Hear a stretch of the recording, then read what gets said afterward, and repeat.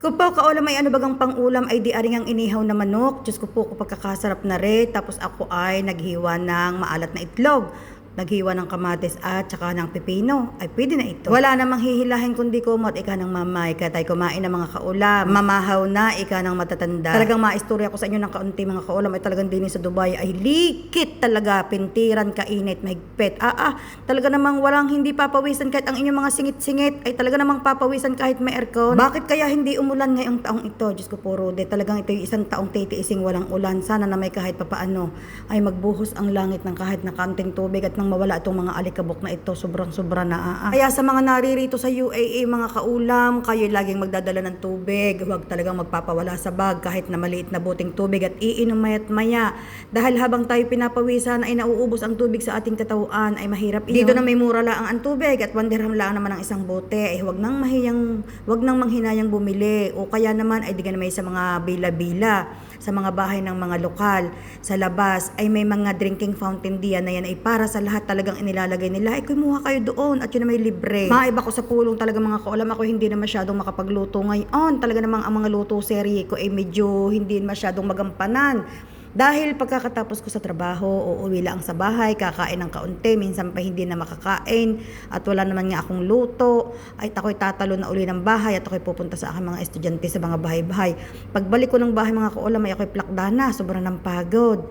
Ay di pagdating ko ang mangyayari ako'y hihiga ng kaunti para manghimagor, magtanggal ng pagod. Ay ang mahirap mga kaulam, pag ako'y napahiga ng kaunti, yung katawan ko ay tinatamad ng talagang magtrabaho.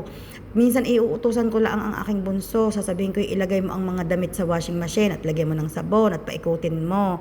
At ang baba na ang magsasampay niyan. Tapos, wala na talaga, hindi na talaga ako makapagluto. Minsan ako'y magdidipros ng isda, ibabalik ko uli sa freezer. Ididipros ko naman ang manok, ibabalik ko uli sa freezer. Dahil hindi ko naman talaga maluto mga kaulam, huwag ang ating gagawin. Ay miss na miss ko na rin ang magluto. At kuha ng ang aking mag-aama, ipanay na rin naman ang order ng pagkain sa labas. Ay huwag ang aking gagawin. Ako'y bihira na rin mamalingke dahil pag Sabado at Linggo ako'y may estudyante din. Paano kaya ang aking gagawin itong buhay na ito? Isa pa talagang lagi kong plano, sabi ko sa aking sarili, pagkagaling ko sa aking mga estudyante, ako'y didiretso sa palengke. Ito gang pagkatapos ko sa aking estudyante at naramdaman ko paglabas ko ng bahay ng mga bata ay tiringka ang init at halos hindi ko na talaga mahipo ang manibela ng sasakyan sa sobrang init, ay tinatamad na rin akong pumunta ng palengke. Laging ang gusto ko'y pauwi ng bahay at pagkakarating sa bahay ako hihiga na at laging medyo masakit nga ang ulo at saka pagod, sobrang init naman talaga. Minsan ako'y sinisipag pumunta ng palengke gabi. Ay pagka naman gabi mga kaulam, ay tinatamad na rin akong bumili ng kung ano-ano at ang ko'y talaga namang ang aking iniisip kailangan makaalis agad ng palengke at sa gabi dito mga kaulam sa mga bandang alas 7, alas 8 ay sobrang traffic. Yan talaga ang katrapikan. Yun naman ang iniisip ko na kailangan makauwi agad ako dahil ako'y mahuhuli na naman ng traffic. Kaya minsan makikita ninyo nakatunain kan laang ako o kaya ay sardinas o kaya ay ako'y o-order lamang ng kahit na ano doon sa baba o kaya ay ako'y magigisa ng itlog. Ay talagang agwanta walang magagawa. Minsan naman dito sa may grocery sa amin sa may supermarket may matatagpuan kang sariwang isda.